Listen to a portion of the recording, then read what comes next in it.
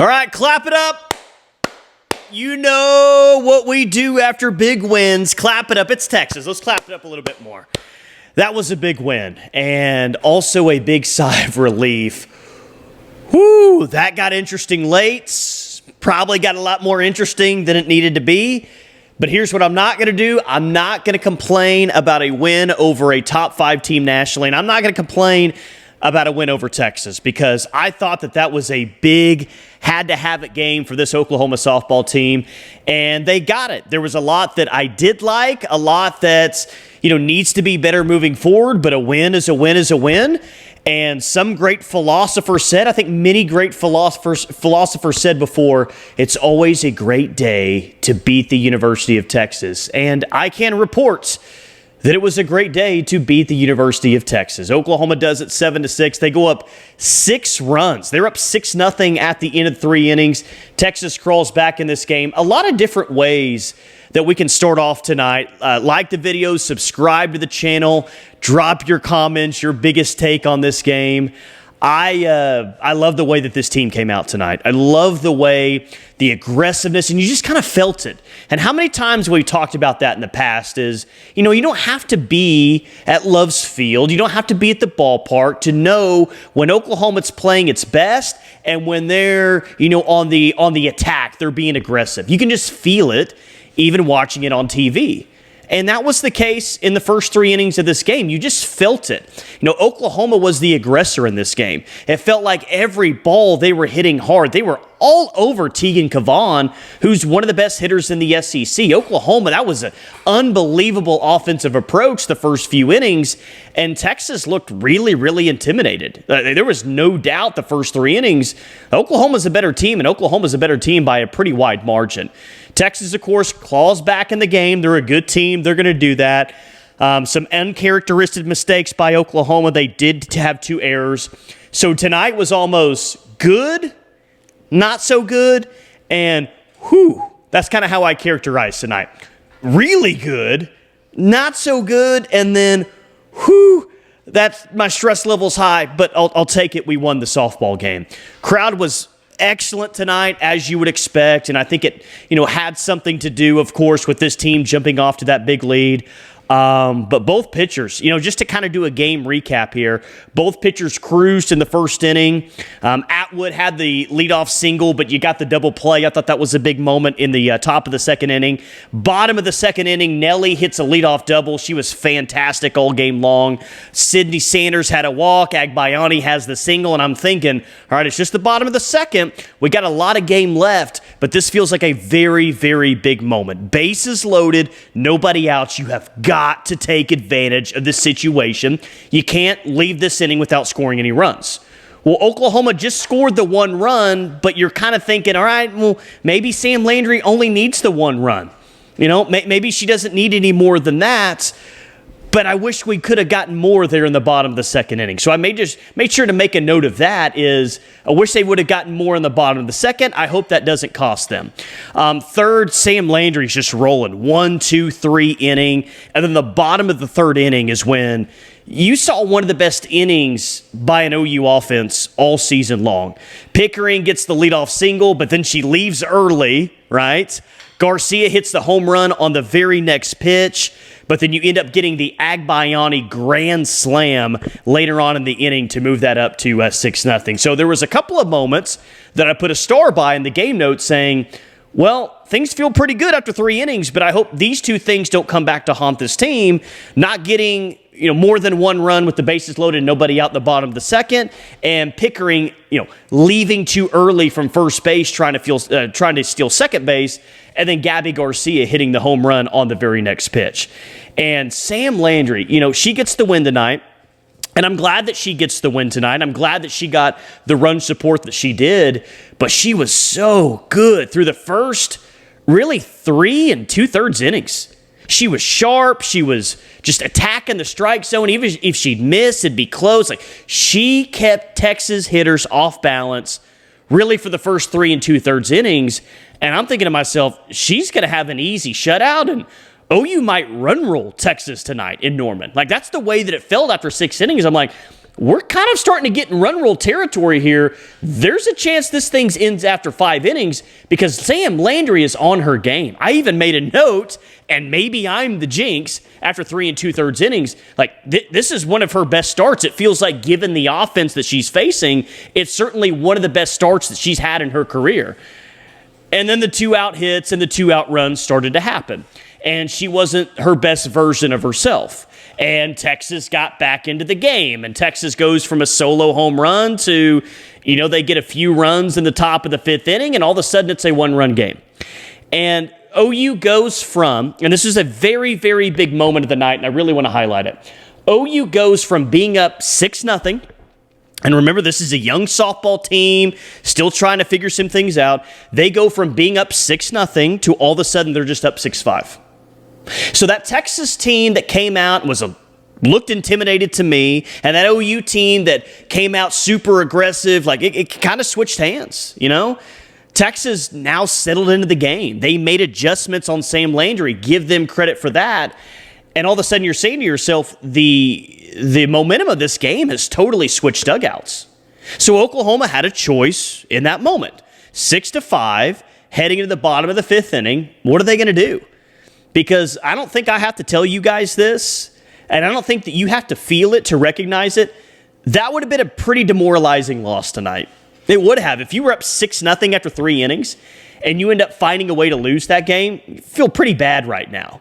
Not only the fact that it's a loss where Sam Landry starts the game, it's a loss where you had a 6-0 lead. So there's Texas with all the momentum, down just 6-5 going in the bottom of the 5th inning. What are you going to do? And guess what happens? Nellie McEnroe-Marinus hits a leadoff double. So in the grand scheme of things with this game, that's probably not the moment that you think of first. You think of Agbayani's grand slam. You think of Gabbie Garcia's home run. You might think of Sam Landry shutting the door late on Texas, getting that final out. There's a lot of big moments in this game that immediately come to mind. And yes, recognize and celebrate those moments and take a deep breath while you do so. But that's what being a captain is all about. It is. It is about the rah-rah and getting the team focused and getting the team ready and all that.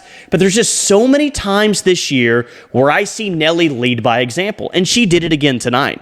Forget about the leadoff double that she had in the bottom of the 2nd inning to get the scoring going. It's in the bottom of the 5th inning when OU really needs to punch back and score a run. And she gets the leadoff double in the bottom of the 5th inning, and she ends up scoring later in the inning. And it ends up being the run that ultimately decides the game. So when you think about your MVP of the game, yeah, you might go with Ilana Agbayani. I'm not going to argue with you. You might go with Sam Landry for getting the complete game win. But Nelly going 3 for 3 tonight with 2 doubles. It's crazy. She's a redshirt freshman, and she's a captain of the Oklahoma softball team. And when that was announced, I was extremely happy for her. I think we all were. But it was also like, wow. Like, not co-captain. Like, Nelly's like the captain as a redshirt freshman. She didn't even play last year. And it's moments like that why she was voted captain, because it feels like not one of the bigger moments in the game, but that was a huge, huge turning point in momentum. The difference between 6-5 in that spot and 6-5 in that spot and 7-5 in that spot, it's a really, really big deal. It's a really big deal. So I give all the credit in the world for Sam Landry for battling through some of the issues she has and figuring it out. But Nelly's the captain for a reason, and she's going to be the captain here for 4 more years, and I'm very thankful. I'm very glad that she's going to be the captain because she stepped up when she needed to step up the most. I thought Agbayani was awesome. Of course, she has the 5 RBIs tonight, the grand slam. She was 3 for 3 at the plate. Pickering had a hit. Gabbie Garcia, of course, the hit with the home run. Ella Parker had a hit. But you had 2 players with 3 hits tonight. And I did have a preview episode, by the way, because I saw some of you saying, well, I hope you're okay.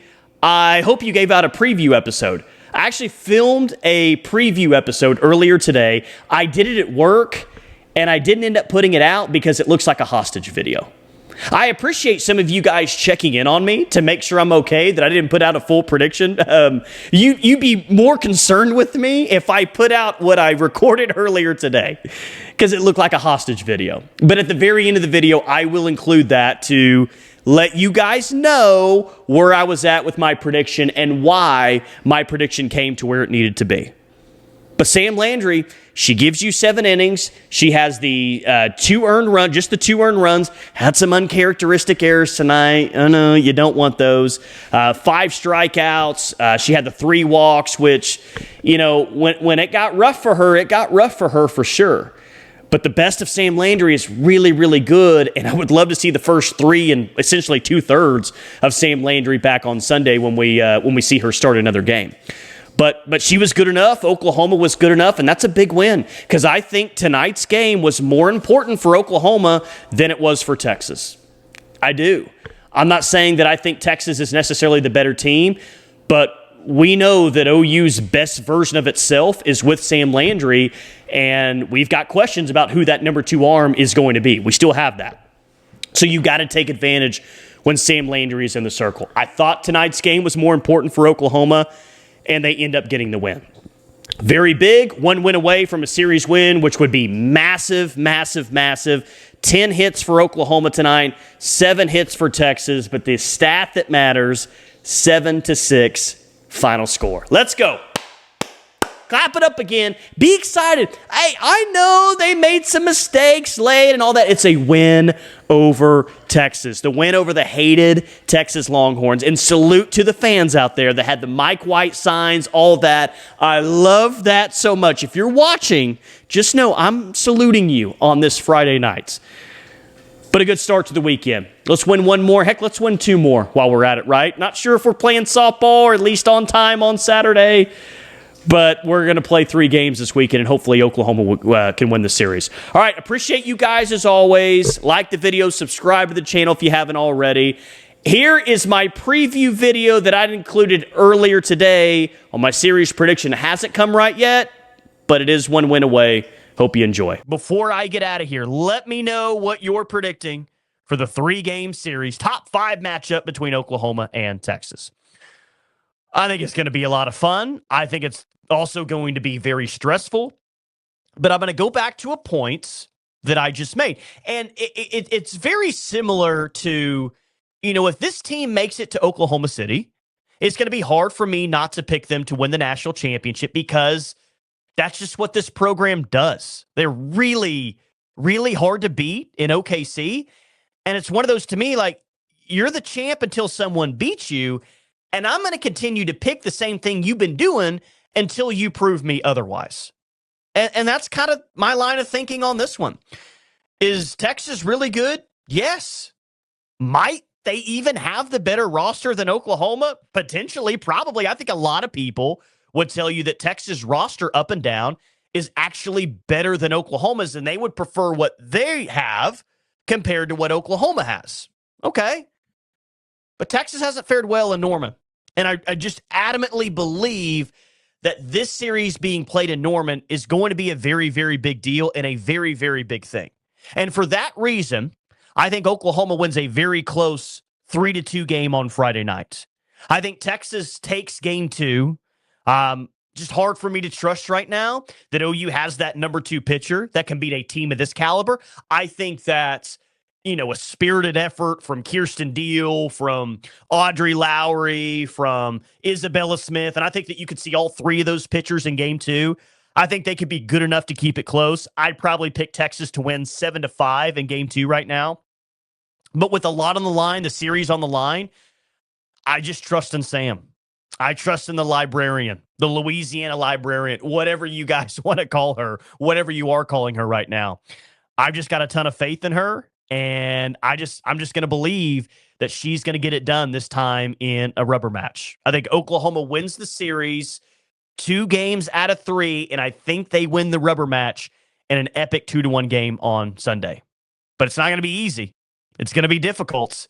Tennessee's really good, and Tennessee beat Texas in a series. But top to bottom, this just might be the best roster that you faced so far up to this point. But one thing I know, this is what you wait for all year long. for your hated rival to come to town with so much on the line. Someone could be in sole possession of first place by the end of this weekend. That's a very, very big deal. Someone's at least going to be in second place over the other after this weekend, and I can't wait to see what happens. Do we get the best version of Oklahoma softball? I can't wait to see. Appreciate you guys as always. Thank you for watching.